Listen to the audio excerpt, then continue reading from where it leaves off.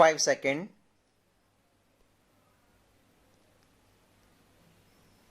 Start.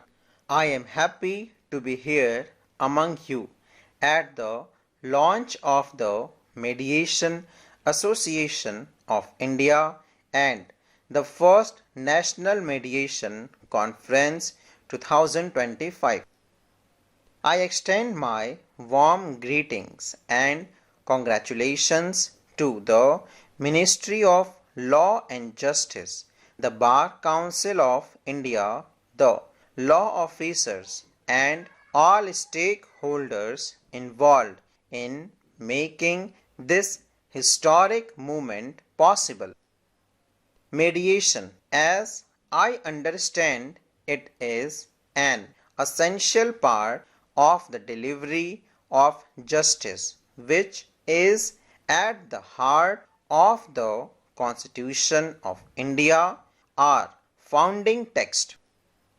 Mediation can speed up the delivery of justice not only in the specific case under consideration but also in other cases by reducing the burden on courts of a large number of litigations. It can make the overall judicial system much more efficient. It can thus open up the developmental pathways that might have been blocked up.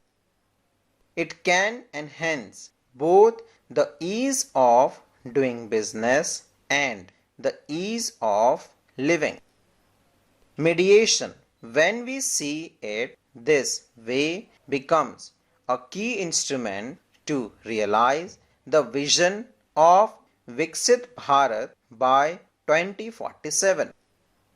It was with this understanding that the government, as part of a series of legal reforms, took steps to have a consolidated law on mediation.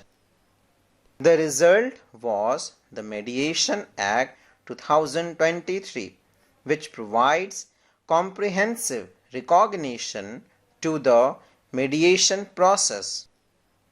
It is aimed at enabling the further evolution of a culture of alternative conflict and dispute resolutions. You are well aware of the fact that India has a long and rich tradition of judicial mechanism in which such out-of-court settlements were more of a norm than exception. The institution of Panchayat is legendary for fostering amicable resolutions.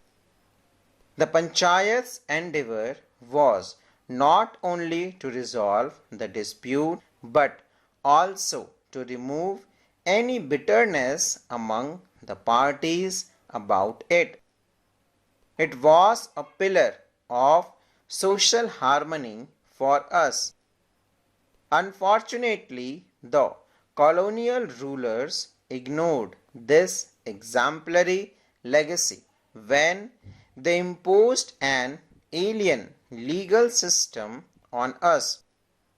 While the new system did have a provision for mediation and out-of-court resolution, and the old tradition of alternative mechanisms did continue, there was no institutional framework for it. The new law plugs that loophole and has a number of provisions that will form the foundation of a vibrant and effective mediation ecosystem in India. Ladies and gentlemen, I am sure you all know about the incident in the life of Mahatma Gandhi relating to the mediation practice, but let me relate it again. Gandhiji was invited to South Africa by Dada Abdullah, who was originally from Porbandar too. Gandhiji's role was supposed to be only helping the main lawyer in a commercial dispute, but he studies the case papers in great detail. He realized that the facts of the case were in favor of Dada Abdullah and the law was bound to take his side.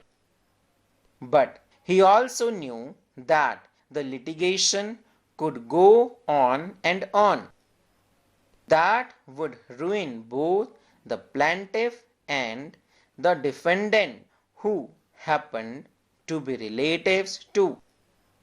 Ladies and gentlemen, the Mediation Act was the first step in consolidating the civilizational legacy. Now we need to add momentum to it and strengthen its practice. The first National Mediation Conference is not a mere ceremonial event. It is a call to action. It calls upon us to collectively shape the future of mediation in India by nurturing trust building professional capabilities and making mediation accessible to every citizen across all sections of society. The establishment of Mediation Association of India is a significant step forward in carrying this legacy into the future. It institutionalizes and promotes mediation as a preferred, structured, and widely accessible mode of dispute resolution, an approach that is timely and much needed in today's dynamic and complex world. We should see effective dispute and conflict resolution as not merely a legal necessity but a societal imperative. Mediation fosters dialogue, understanding, and collaboration. These values are essential for building a harmonious and progressive nation. It will lead to the emergence of a conflict resilient, inclusive, and harmonious society. I am sure that the day is not far when mediation is embedded into the core of India's legal, social, and economic systems. Then it will not be merely an alternative process but the preferred path for resolution. Indeed, India is poised to emerge as the world's mediation thought leader since the mindset required for it is ingrained in our civilizational heritage. The dispute resolution mechanism under the Mediation Act should be effectively extended to rural areas so that the panchayats are legally empowered to mediate and resolve the conflicts in villages. Social harmony in villages is an essential prerequisite of making the nation strong. I congratulate the organizers for organizing this national conference on a subject of critical importance. I am confident that the outcomes of the conference will help give shape to the mediation landscape in the country.